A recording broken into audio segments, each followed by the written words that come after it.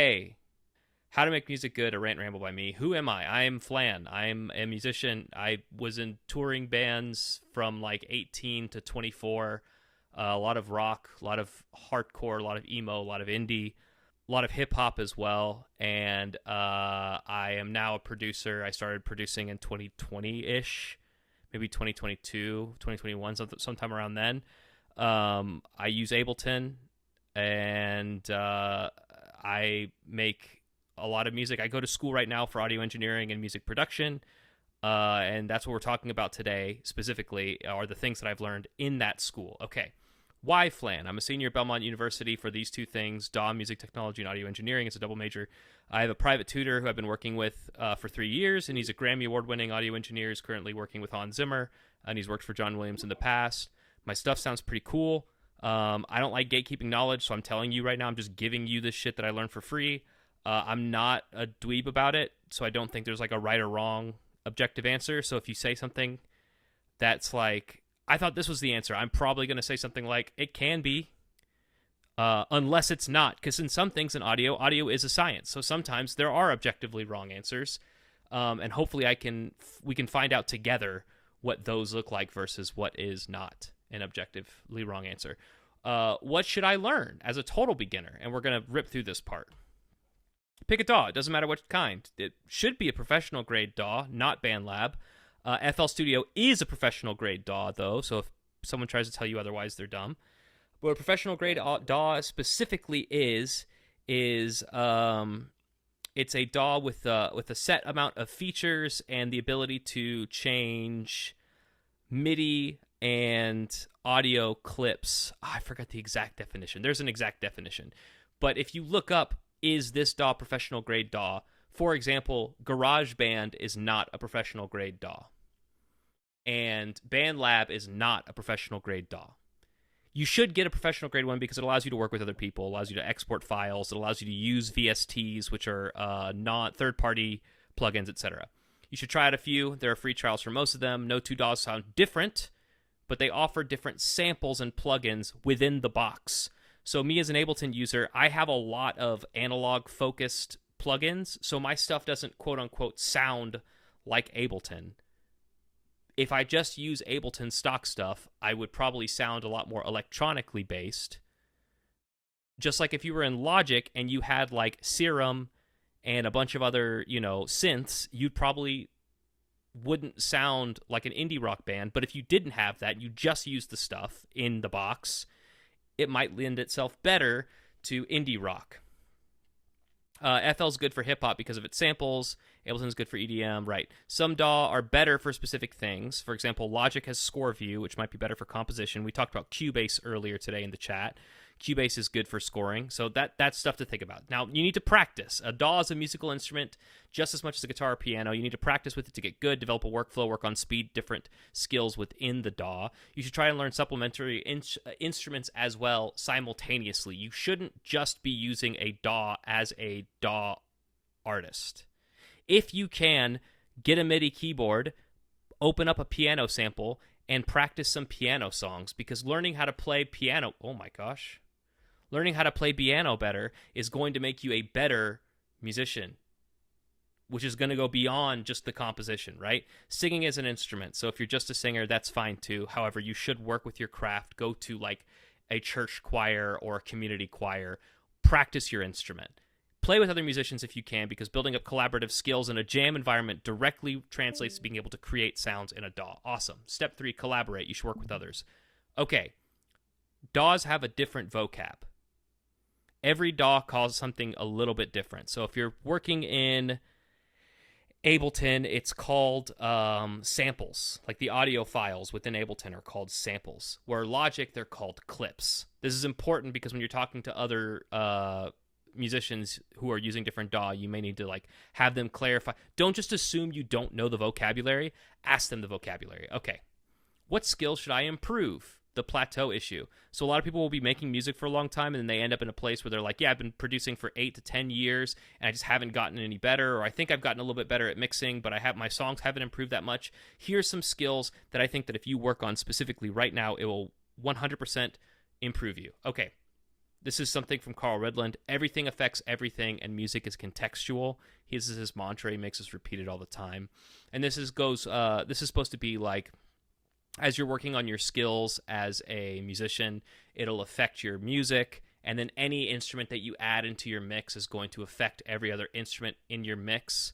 Music is very contextual. It also matters where you play your song, when you play your song, how you play your song. All of these things matter and are just things for you to think about. Right. So the list of the most important skills. This 5-step list, I think, is the thing that if you were to not take anything else away from this, this would be the one that I'd want you to take away. The most important thing is composition and skill in DAW instrument. Performing a song into your DAW well, and how you write the song is paramount. In audio engineering class, every step one to how to record a hit record is have a hit song, which means you need to write a good song first and foremost. So before you worry about your mix, make sure that the quality that you're putting into the DAW is good. All right? Second step is arrangement and orchestration. That's going to be like sound selection and how verse chorus work, and like transition skills between sections. So like a drum fill or like a riser or something like that. After both of those things, which keep the people's attention to the song, because they won't listen if it's not a good song, and they won't listen if it's a boring good song. That's when your audio engineering techniques come in. Which means you need to be able to like record your voice decently well. Because people will listen to a bad recorded song. But if it's like really, really bad, they're not going to listen to it. Then it's mix and master. And the example for this is that $1 Million Baby song. He originally released a bad demo mix and master on it that he just did in his house. It blew up, got extremely popular. Then he recorded it professionally, and the fans wanted the original song back because they preferred that mix and master because they had gotten used to it. It's not that important to have a good mix. All that matters about mix is that things can be heard well, and there's like proper mixing techniques that are important, and I think that you should strive to improve your mix, but it's not like the mainstay, right? And then 5, tricks and tips content. That's the stuff like, hey, EQ this in this certain way, and you can get this specific technique. And it doesn't actually matter. It's cool to know. Once you get everything else good, you can start learning those tips and tricks to improve your mix. But they're usually a bad form of content on YouTube, right? Arguably, marketing the song is more important than 3, 4, or 5 when considering what song gets popular, and even more important than 2 if you're a good enough marketer, and it's even more important than 1 if you have the money. If you have the money, none of this matters. Just record a song and pay whoever you need to get it in front of the right people, right? So composition. We talked about this already. This is the song. It doesn't matter how good the mix is. It doesn't matter how beautiful the sound design and sonically sound the song is. You need a good song. So study some songwriting, study form and function in music, something that my teacher told me that John Williams said one time. I don't know if this is true or not, but I have to believe him. The only thing worth studying in music theory is form and function.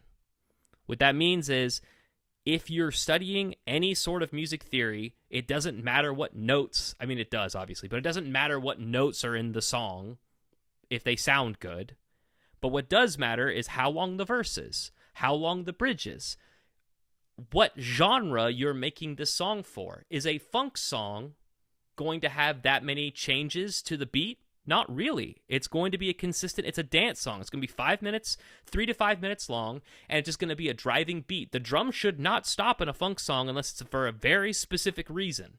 So that's something to think about with form, is all these genres have these traditional rules for their intended purpose. A club beat shouldn't stop.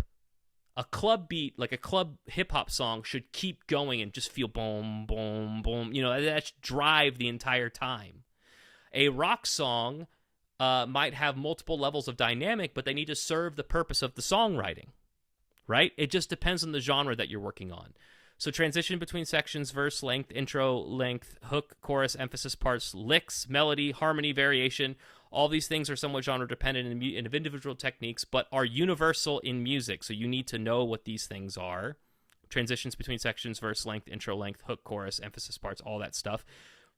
But but they are dependent on genre. So when you're making music, make sure you're thinking of your art as a genred artist. I don't think you should become inundated within genre. Genre is meant to be defied and create new art. However, you need to take these from somewhere to know where you're going.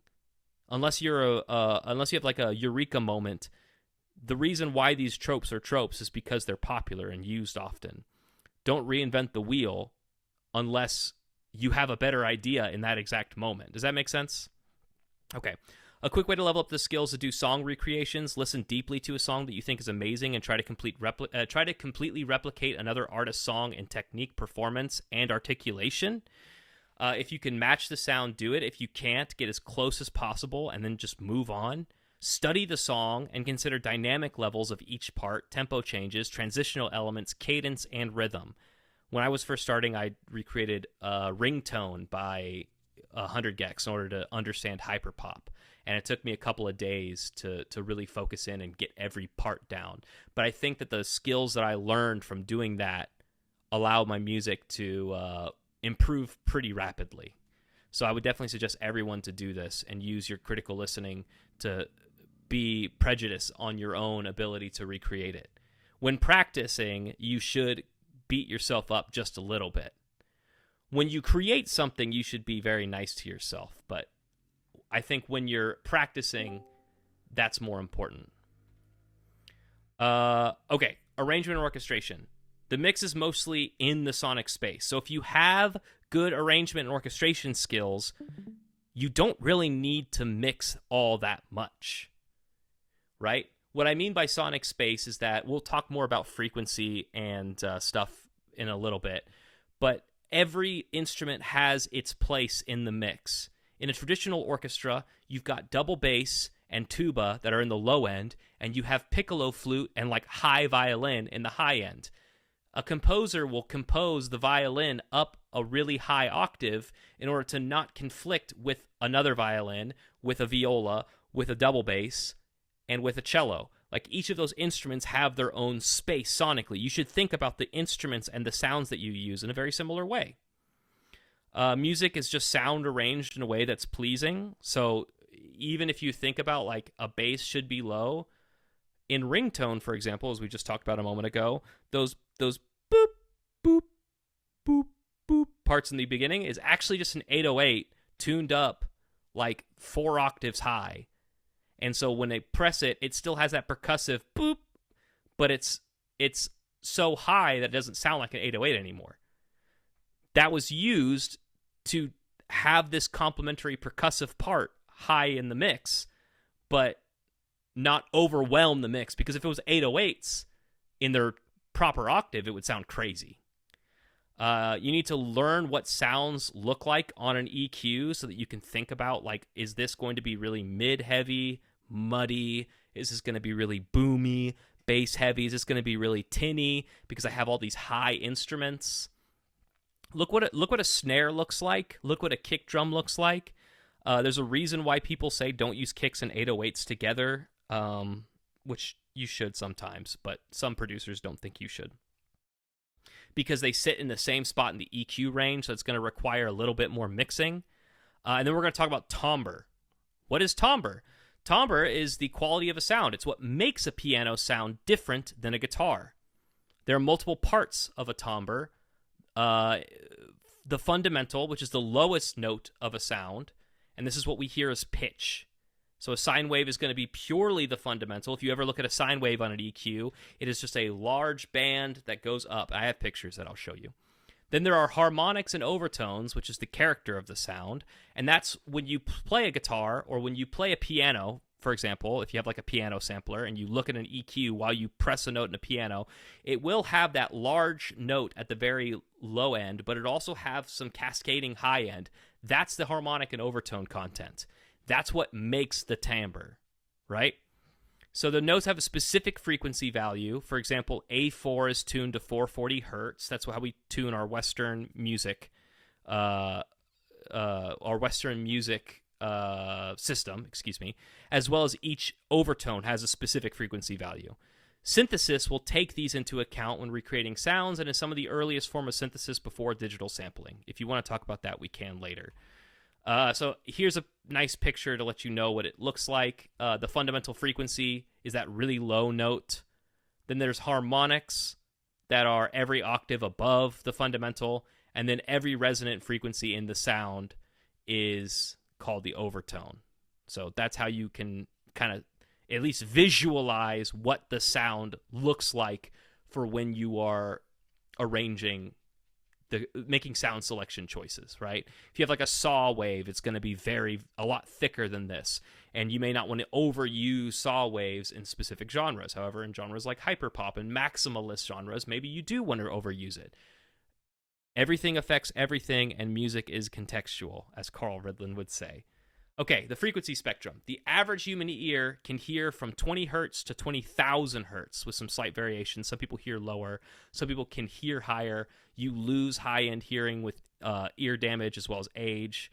When you look at an EQ, you are looking at the average human hearing. If you look down here, once this moves away again, that bottom bar, the very left end of the EQ, that's 20 hertz. It's not 0 hertz. The sound keeps going. It just won't play out of most speakers, and it won't really capture it in your electronic DAW.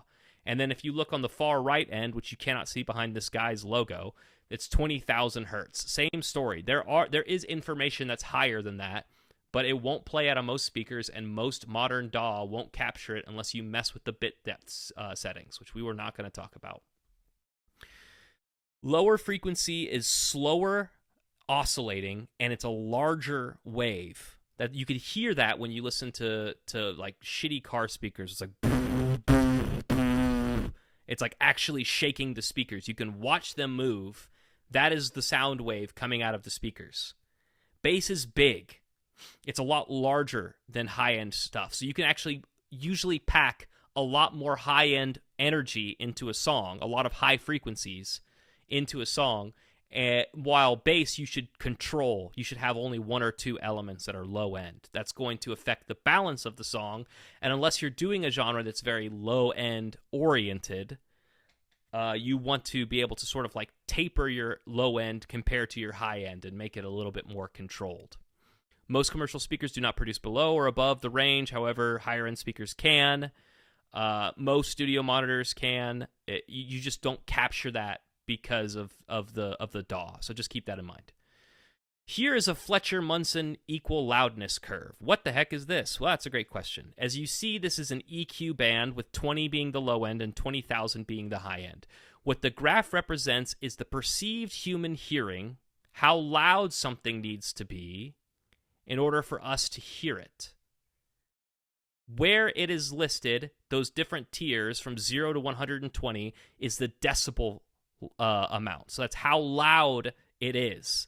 And the curve changes slightly as it gets louder. You need to have bass be a lot louder than like 3K, for example, in the mix. That's why bass heavy stuff has such loud bass, is because it needs to be loud to be heard. This is how humans hear things naturally. As you can see, in the 3K range, there's a dip down. That's because most humans' voices, the character in their voices, come from that 3K range. And it's better for you to be able to hear sibilance in that range, which is why it's so harsh. It's something to take another look at, the Fletcher-Munson equal loudness curve, to kind of tailor your mix towards. When you're hearing it and it sounds muddy or harsh, maybe attack that 3K range. This is just something we learned in audio engineering class. I like to show it because I think that it's really interesting. Here is the frequency overview chart. This shows you just a basic idea of a range that instruments exist in on a really shitty looking graph. So excuse this. This I'm just showing to show you that certain notes have frequency value. They're not always perfect numbers. As you can see, C4, which is middle C, is at 261.6 hertz.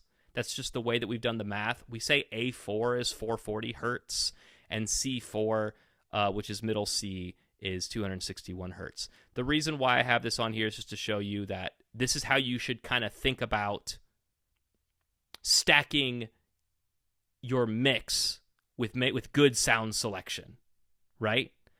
If you have a vocal, look at how much space that's the third bar down. Look at how much space that takes up.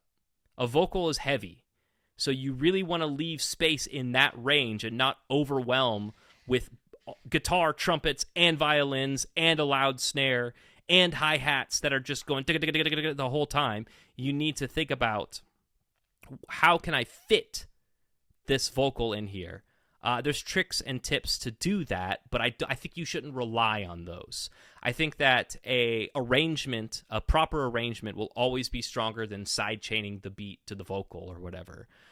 You'll always prefer a song that is well done, well recorded, rather than a song that is trendy and loud and hip and cool, but doesn't follow these like sonic sound rules, because it's hard to listen to. They have that whole thing like, oh, my ears are trained for this. I don't necessarily think your ears should have to be trained to listen to music.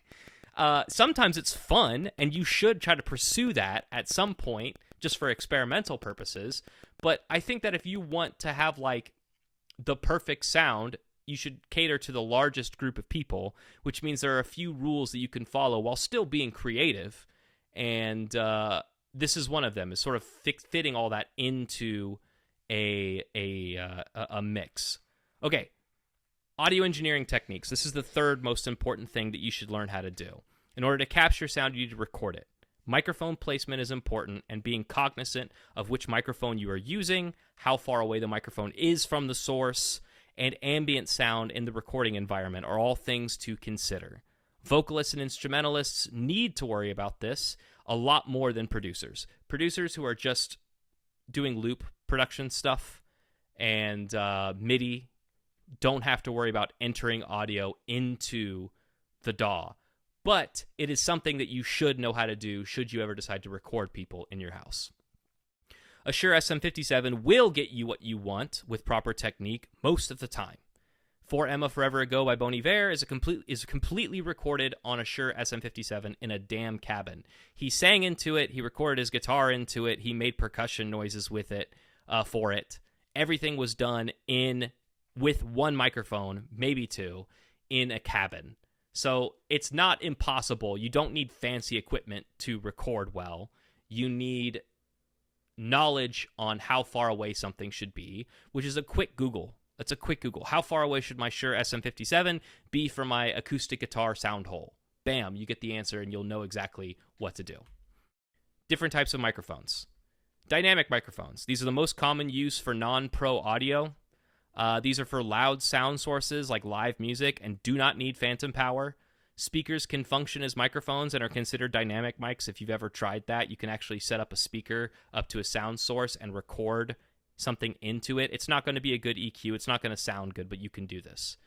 They use electromagnetic induction as sound moves into a diaphragm, and the diaphragm will then move, and it'll move a coil within a magnetic field, which produces an electrical current, and that is what the sound is. It's pretty amazing. They're typically very durable. An SM57, SM58, and SM7B are all dynamic mics. Shure is kind of the king of dynamic mics. Behringer makes a few good ones. We'll talk about condenser mics. These are typically more sensitive, typically more fragile, typically capture higher end frequencies better, and it does require phantom power to work. These are often what you're using to capture cymbals, voices, piano, sometimes acoustic guitar, and anything that's not like overpowering, and because they end up like clipping a little bit easier, and they do better with higher tonality or definition, some people will say. They work by using a capacitor that has two metal plates, one being a diaphragm that vibrates in response to sound waves. This movement changes the distance between the plates, which generates an electrical signal. Most high-end studio mics are these. The Neumann TLM100 series, the Audio-Technica AT2020, and the Rode MT1 are all condenser mics, as well as several Neumanns that are very popular. If you want to talk about condenser mics, I can nerd out about that as well. Ribbon mics. These are fragile. I actually don't know many of these, and I don't use these ever. I think they're used in country to capture acoustic guitar sometime. We're just gonna. It doesn't matter how they work. Is there's like a little metal ribbon suspended between like a magnet, and the sound waves will vibrate the ribbon. You can actually break the ribbon if it's too loud. So you shouldn't use these like on drums, but they could be like a drum room sound. Some people say that's good for that. Anyways, good recording technique. You need to gain stage. Make sure that you are not clipping when you are capturing the sound at its loudest. It's easier to add gain back into the recorded track than it is to fix unintended clipping by providing too much gain to begin with. Your audio interface's preamp is likely good enough, so please don't spend thousands of dollars on a preamp unless you really need it. You could actually get a lot of what is it called? Preamp like plugins that are like $100 at most that imitate the sound of a preamp. And what a preamp is essentially it's taking the microphone signal and amplifying it and pushing it through some transistors. So some people say that will impart tone onto your signal. There's a Jim Lill video about this. I'm not about to start debating this on this video or this presentation or whatever, but that is the idea that some people have with preamps. So gain staging, make sure that you capture the sound without clipping. Pop filter for singers. Use a pop filter. Sibilance is the S sound, and it's very much easy to prevent. It's much easier to prevent than it is to fix. Most voices don't even need a de-esser if you have a decent pop filter, and it lets you know how far away from the mic you are to keep getting consistent performances. Good performance. This is key. Don't fix anything in post if you don't have to. If you sang bad, try again. If you flubbed a guitar part, try again. If you're listening back to it and there's a ringing from the acoustic guitar from a resonant frequency, move the microphone and try again. You need to give the best performance of the instrument or voice and not try to fix anything. Because if you're recording someone else, don't let them be lazy. Have them do it again unless they physically can't. The less work you have to do as an audio engineer, it's often better. They say it's you can't polish shit, is what they say. Like, even if the performance is pretty good, but your recording technique was bad, and as such, it sounds bad, you just try again. I'm telling you, it's so much easier, and it will sound better. It's frustrating, but you'd rather look like a fool and get a good end product than force yourself to deal with trying to fix audio mistakes. Because that takes hours and hours, and the end product is never as good. A good room. No matter how nice your microphone is, no matter how good your singer is, and no matter how sick your guitar rig is, if you are in a bad room, it will require post-production. I record in a bad room. I record in my kitchen. All right? I'm constantly having to do extra EQ because of the echo.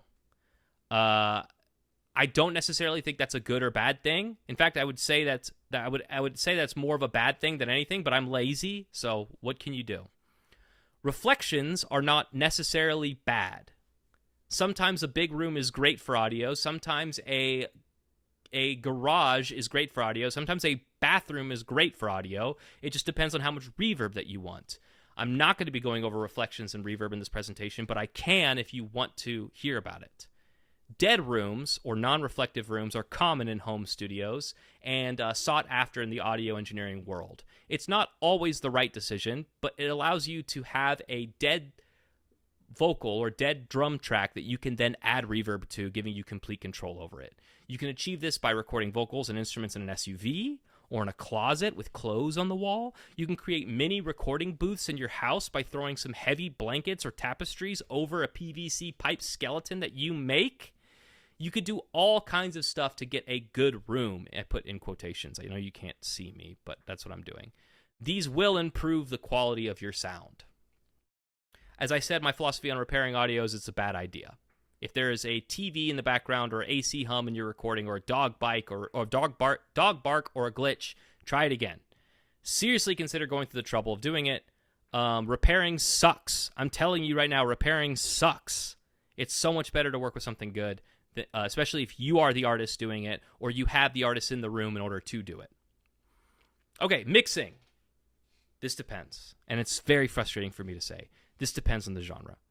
The majority of your mixing should be done in the arrangement and composition phase.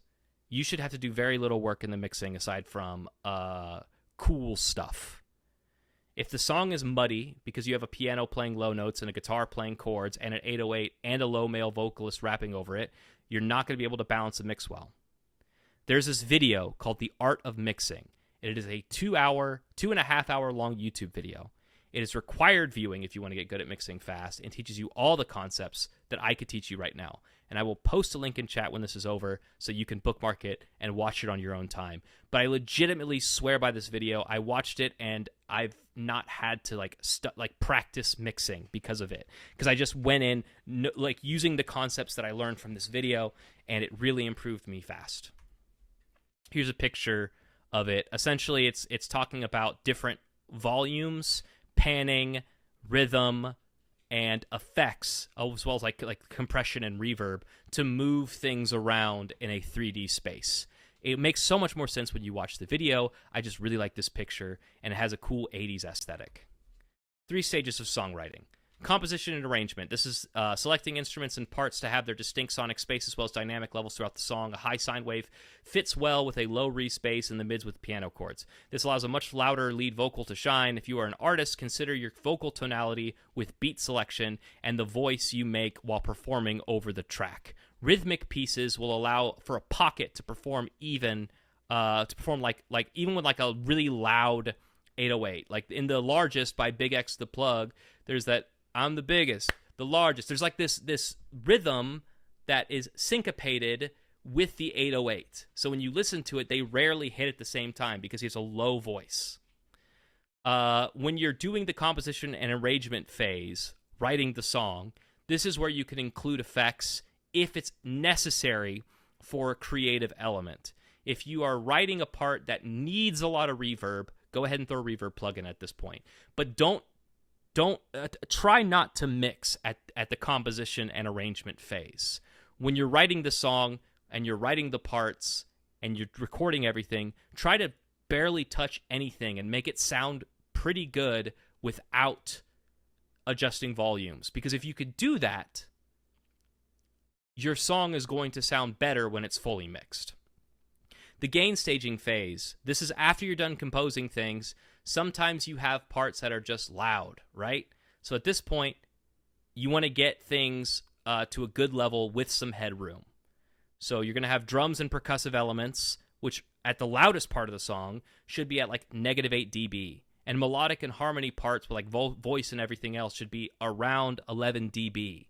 Then you can go in and mix. This is when you start to EQ, fix levels, add effects like reverb, delay, start to compress things. Add auto-tune. If you did the other 2 parts correctly, you shouldn't spend too much time in this phase aside from EQing and aside from proper leveling, which shouldn't take long at all. Everything should be pretty good at that point. It's more about automation. You have more creative freedom in your mix if you follow this 3-step process when writing a song. Okay. All right. Let me be real with you. Mastering. A mastering chain is important. It's the final mix bus. It's where you can put final compression. It's where you put EQ. It's where you put some saturation. But it's not that important. People freak out over mastering. It's not that important. The benefit of mastering, if you get it professionally mastered, is getting a second set of like veteran ears on something so that they can put their personal touches on it. And it can get run through some expensive equipment that you might not have. For electronic-based genres, you don't want it put through a lot of expensive equipment because you want it to be loud and weird and interesting and not traditional sounding. What I suggest for you if you want to get better at mastering is get a free LUFS reader, get your mix to about -14 to -8 LUFS and call it a day. You're overthinking it. Use the mastering chain as a final mix bus for song-wide effects. I can show you all my mastering chain. It does go kind of out of the scope of this and might require a separate presentation. But they teach, there's like one class at my school that's a mastering class, and it's an optional class. You don't have to take it. You really just want to get your song to volume so it sounds good on streaming services. if you tell these opinions to someone who is into mastering, they will get mad at you. Don't do it. Just keep this to yourself, and don't worry about mastering. Use it more as like a mix bus, and it kind of opens you up more creatively.